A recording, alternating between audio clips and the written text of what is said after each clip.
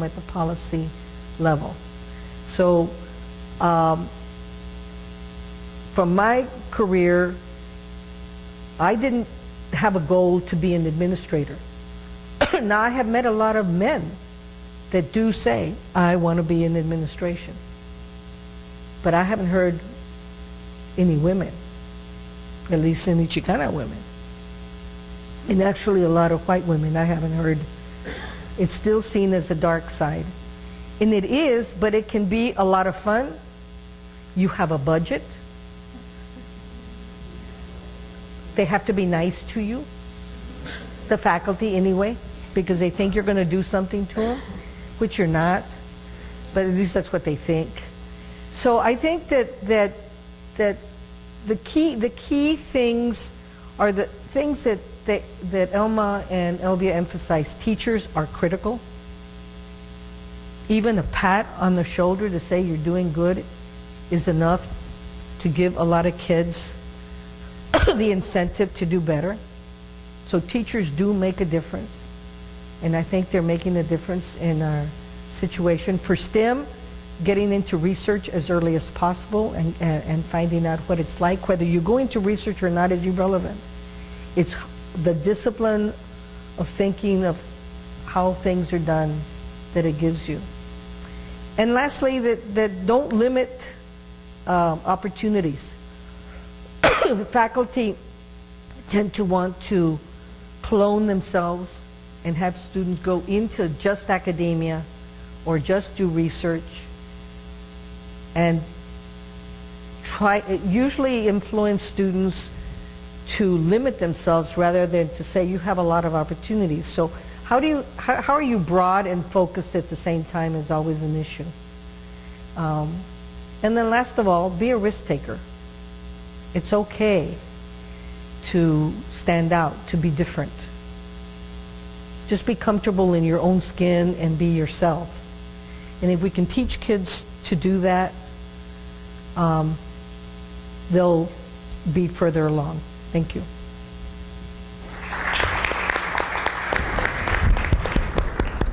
Let me just say a few things and then we can open it up for questions. What you heard, aside from Elvia, is probably not in the book. So read the book, because what you get, the information you got is somewhat different, which is good. But I think what I want to is bring us back to the book in the sense that these life story narratives teach us a lot about the populations that we're trying to serve. One is that there are these, what we call in literature and in the social sciences, these master narratives of success. That is, there is only one way to be a scientist.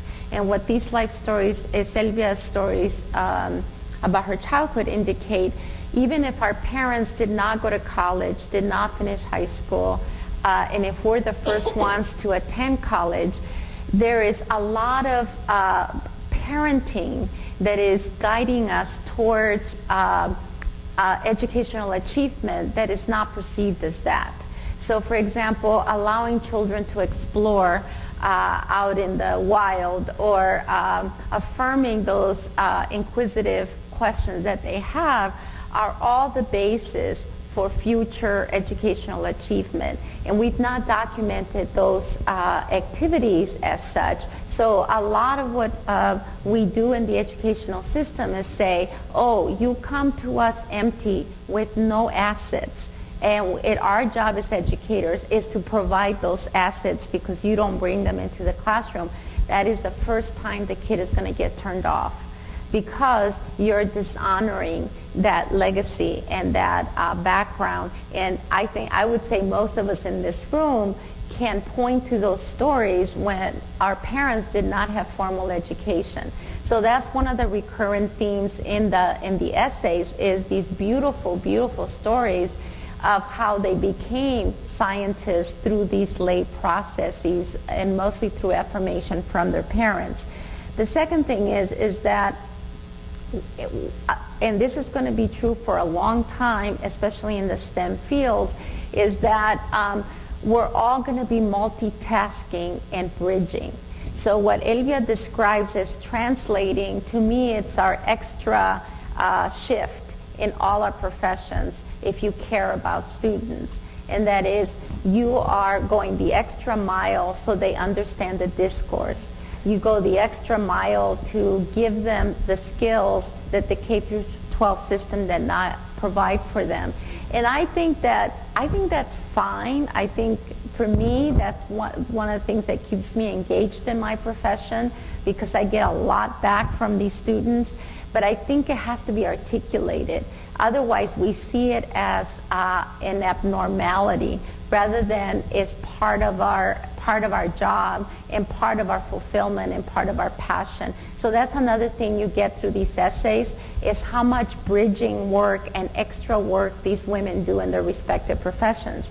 The other thing I wanted to indicate is they're very humble, because hearing them speak, you would never guess that these women are, you can't even put, they're out of this planet, and many of them are the first ones. You are aliens. Okay, we're not in Arizona, so we can say that safely. But you know, to be a full professor in the biology department at UCLA, I don't know of another Latina that's accomplished that. And now that you're gone, I'm not sure there's any left in the entire UC system. So it really is, they sound normal, but they are not.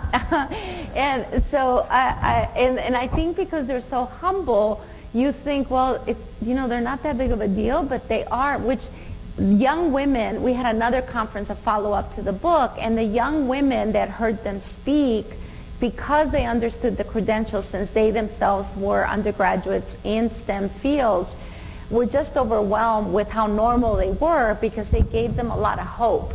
They say, oh my God, if these women who are so gentle, so kind, so open-hearted can be the first biologist at the UCLA, full professor, step 29, whatever, then I too can do it.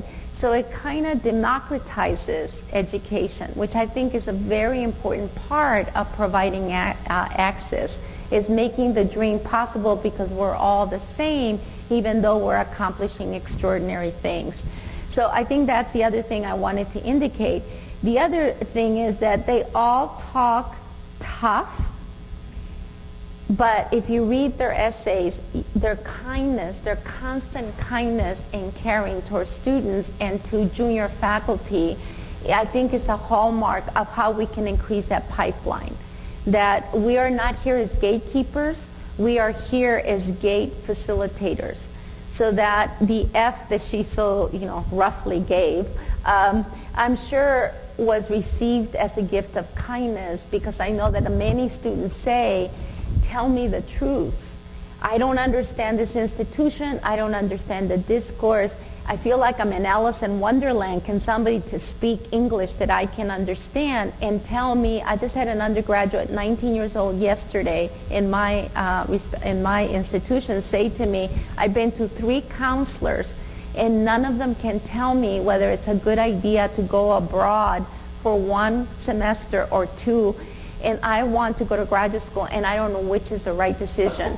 Somebody tell me. And I said, mija, don't go for 2, go for 1, because if you want to finish in 4 years, you're not going to get enough credits to go to psychology graduate school. She goes, gracias, that's all I needed to know. I'll take it from there. So that gift of kindness, of truth, is honoring somebody's humanhood, because you trust that they can take the truth in the spirit in which you give it to them. And I think that all comes through in the essays, is their life commitment.